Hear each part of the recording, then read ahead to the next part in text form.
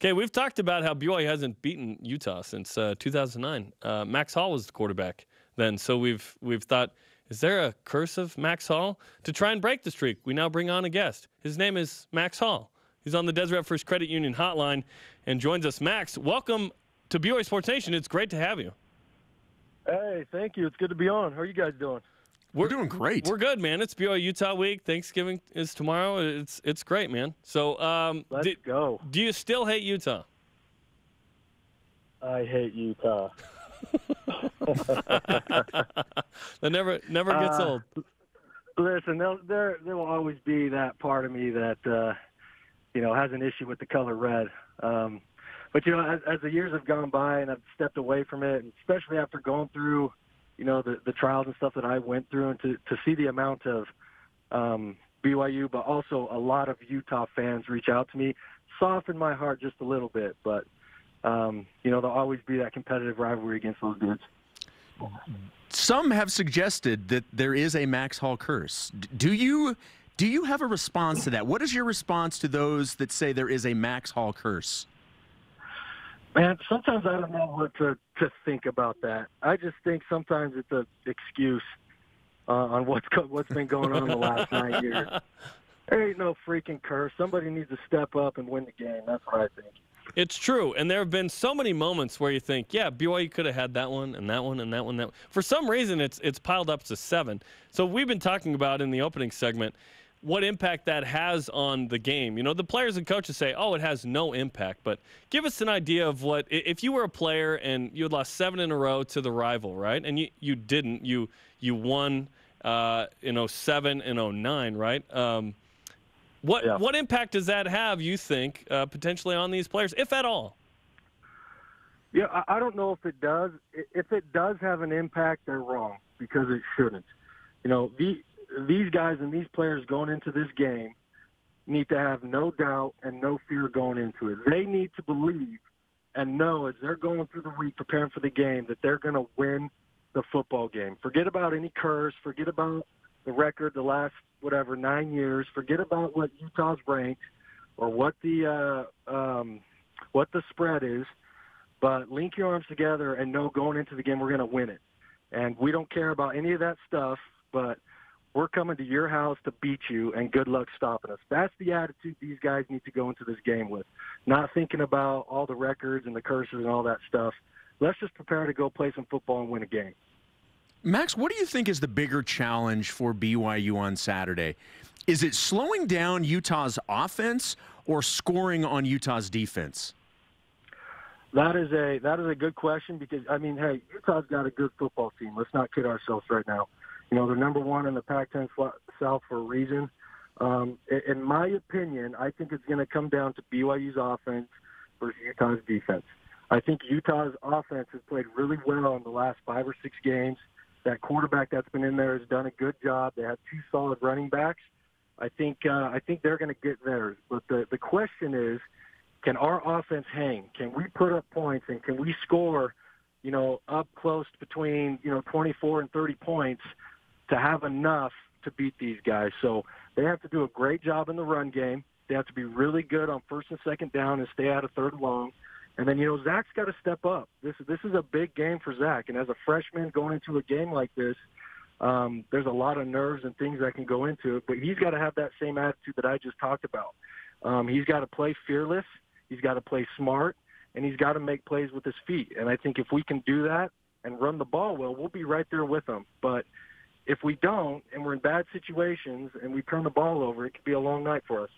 Max Hall is on BYU Sports Nation talking BYU and Utah. You mentioned the turnovers. Those have played a huge role, obviously, in this game the last several years. In fact, BYU was +3 in 2016 and still lost the game. But what do you think turnovers could play in terms of role this Saturday, especially if it's snowy and wet? Oh, is it going to be snowy and wet? Oh, wow. That changes things drastically if it's like that. Then turnovers, I think, come into play big time. But if you look at the past, I know you just saw the one game where BYU was +3. Every time that we've lost to them and lost bad is because of turnovers. Even my junior year, we had 6 turnovers in that game. When we played them in the bowl game, we had 5 or 6 turnovers, I think. So we have to take care of the football and make some plays. And if it's wet outside, our guys up front got to get it done. We got to be able to run the ball and pound it against them. But that's going to be a huge challenge with Utah's front seven. You mentioned Zach Wilson a second ago and how, he needs to have a big game on Saturday. What have been your impressions of Zach since taking over as the starter over the past 5 games? I've been very impressed with Zach. He's done some really good things, especially just kind of making plays, getting out of the pocket, doing it with his feet or finding somebody on the run.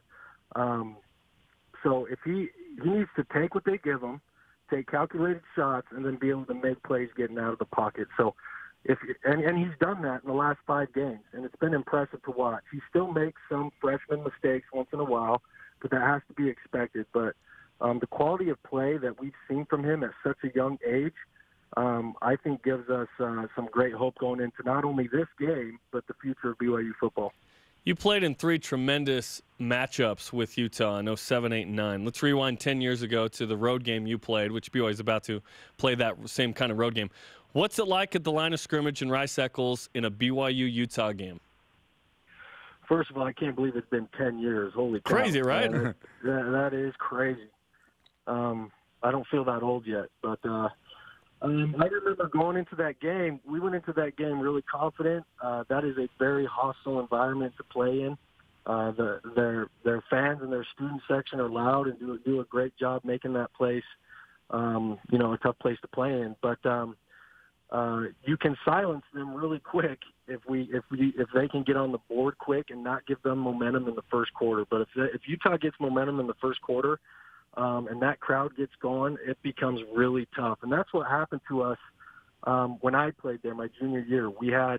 I think I threw 4 or 5 interceptions in the first half. They had a ton of momentum, and we just weren't able to claw back from there. So things are going to happen in this game that BYU is going to have to overcome some adversity, stay calm, and not panic. Like I said, otherwise, Utah could run away with it. Well, you mentioned staying calm. Emotions can be a great thing. It can also be a negative thing. And in these, both teams are so amped to play. How difficult is it to manage those emotions, especially early in the game, and to try and kind of settle in and make good decisions as opposed to being so hyped up? Yeah, and especially as a quarterback. As a quarterback, I like to play with emotion. I played with fire, passion. I played angry. I played mad.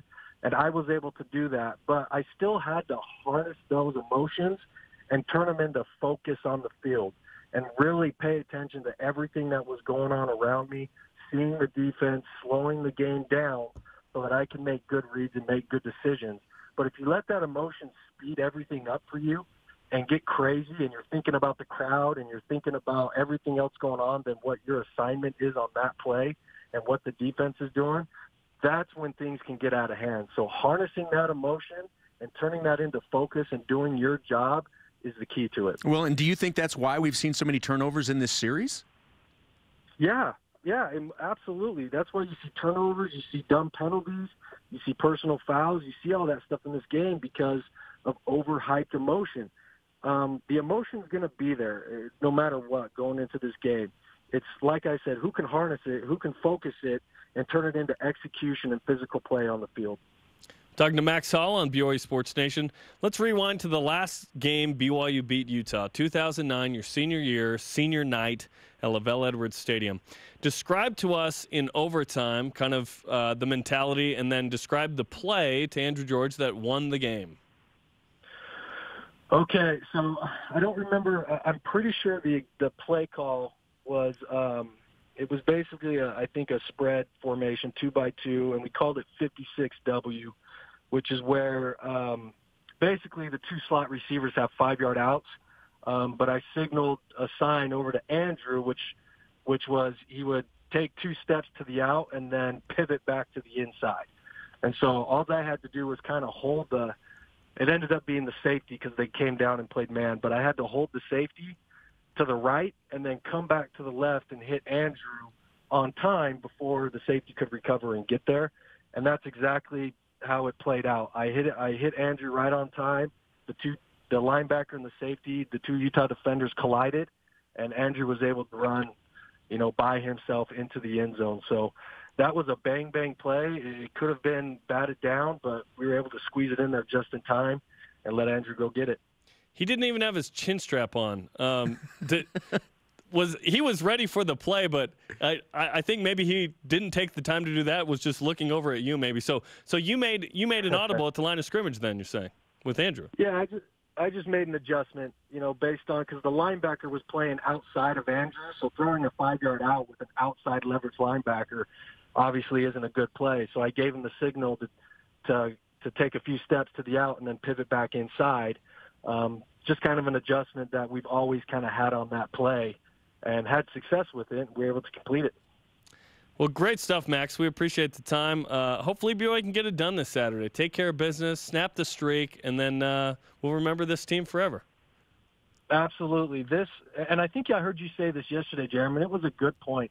I don't think this season is going to be that memorable if we don't win this game. Did you say that yesterday on the show? Yeah, right now I think it's defined by the Wisconsin win as like a one-off game. But if they win Saturday, we'll remember the 2018 BYU football team. Absolutely, when we got back on track and beat the Utes. So let's go. Let's get it done. Awesome. Thanks, Max, for the time. We appreciate it, man. Okay, see you guys later. Okay, that's Max Hall on the Deseret First Credit Union. Deseret First, your values, your timeline, your financial future.